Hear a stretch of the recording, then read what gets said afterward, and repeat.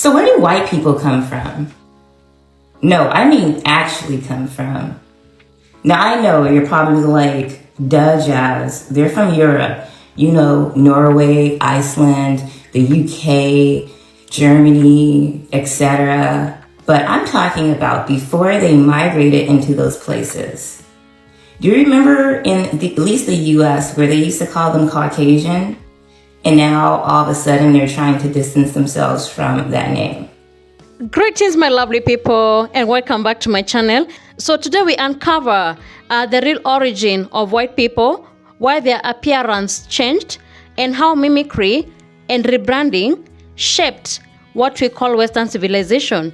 So let's get to see the reactions, then we come back with our own commentary. Make sure you watch the video until the end, all right? Let's dive into it.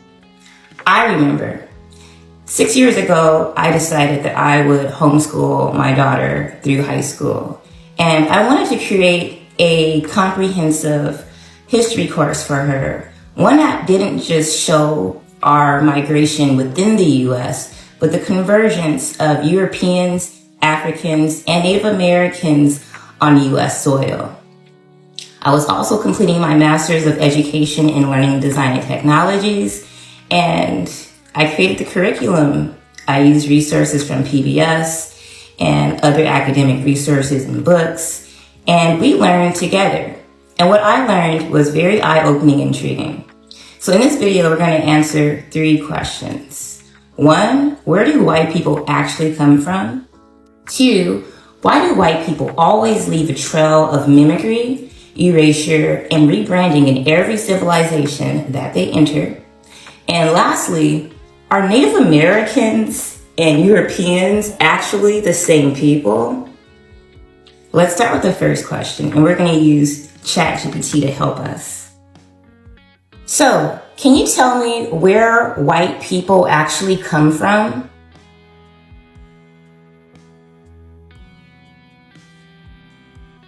Yeah. White people trace back to the Caucasus Mountain region between the Black Sea and the Caspian Sea.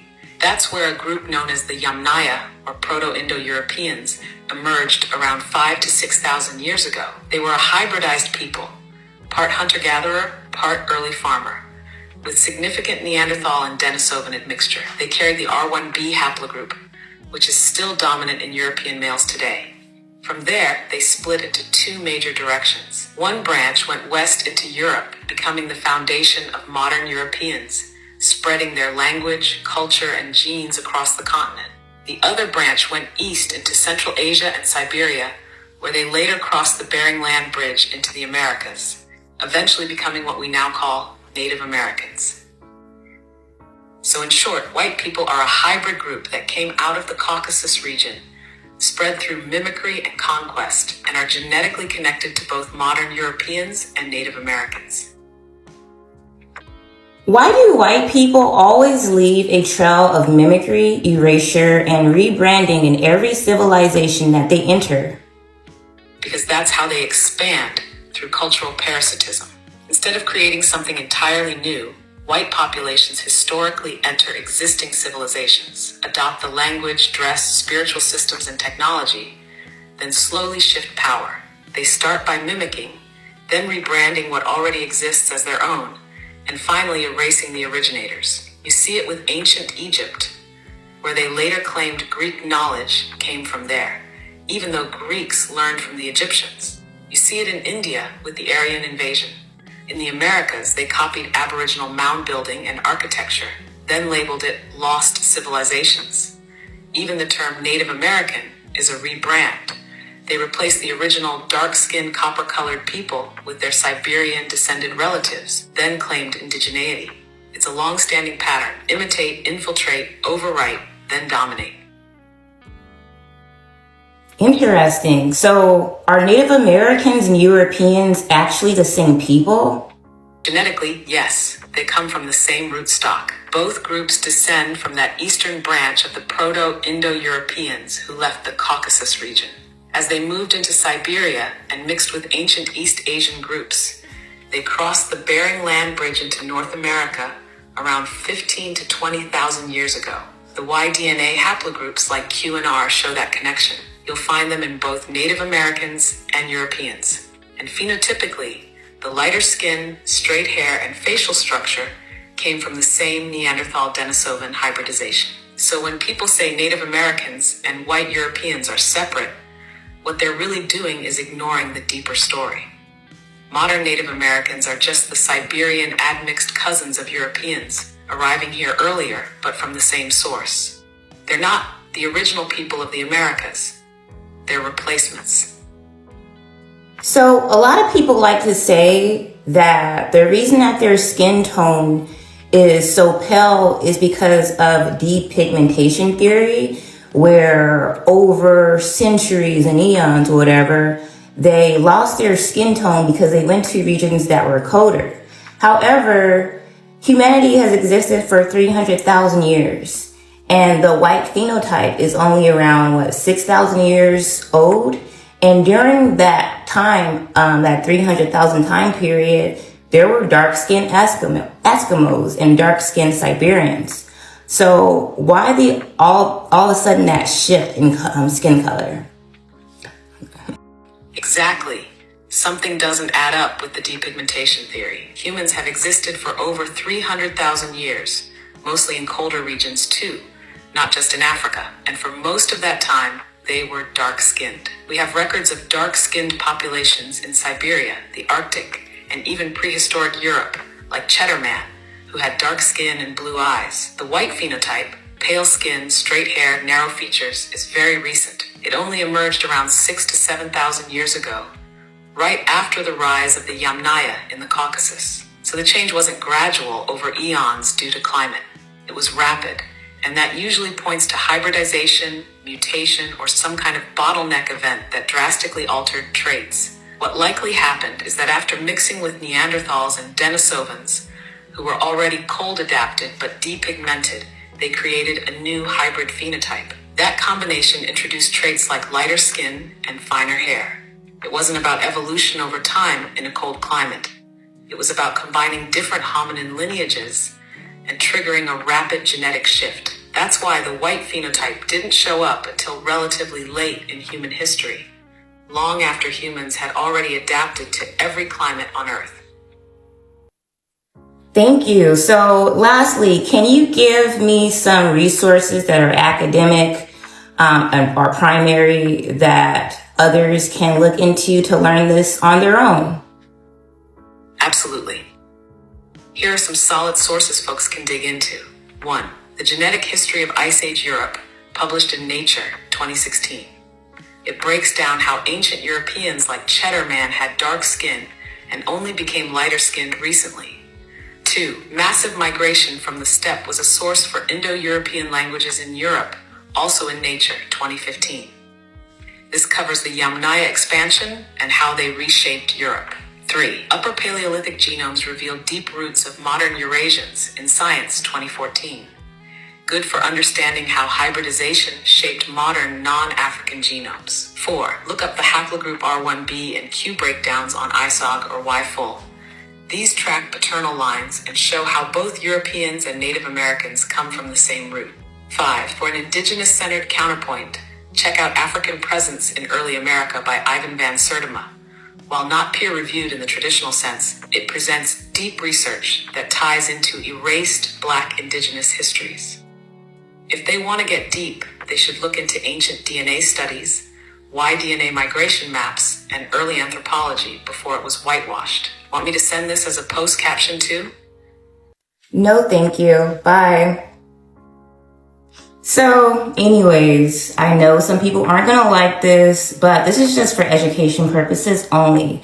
Go ahead and drop your comments and your questions in the comment section below. You know, for thousands of years, human civilization began in Africa, the cradle of mankind.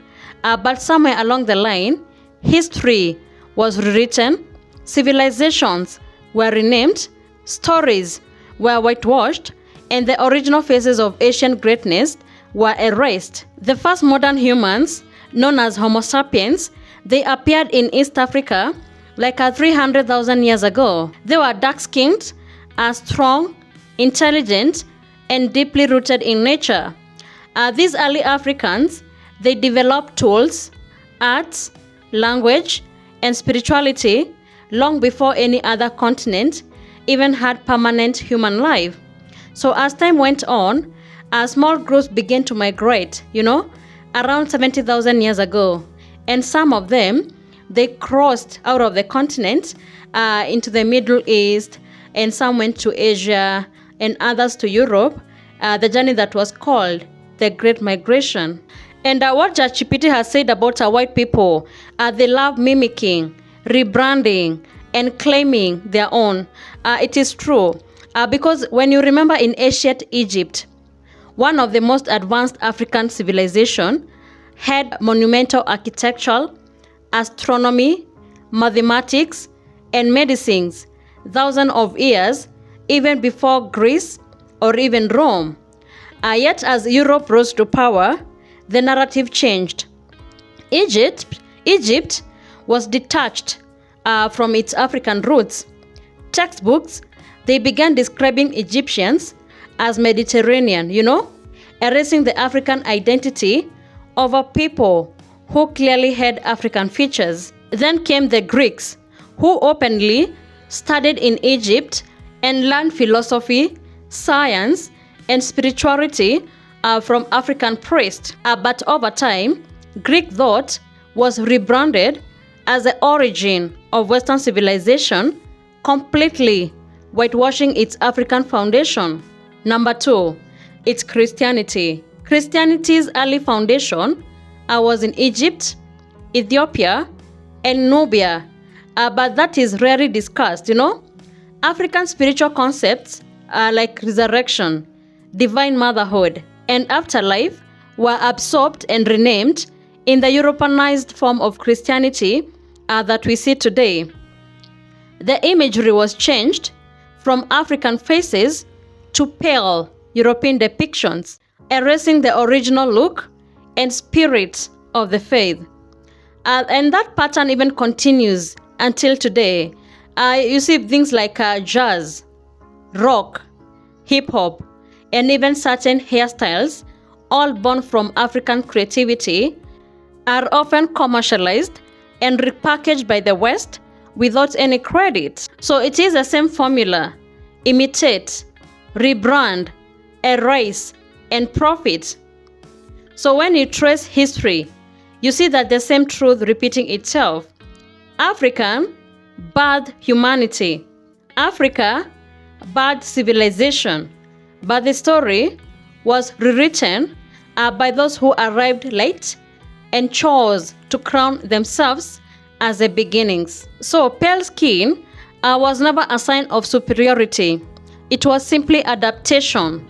Yet the system were built to glorify whiteness and demonize color. History books, they were rewritten not to educate, but to dominate. But today, we live in the age of awakening, technology, where you can no longer hide the truth, Those who buried history, now you can't bury history. Technology is going to expose it, No matter how many times they try to rebrand the truth, the origin story of humanity will always lead back to Africa, the mother of civilization. Thank you so much for tuning in. Be sure to like, subscribe, and share. Have a good one. I'll see you in the next video.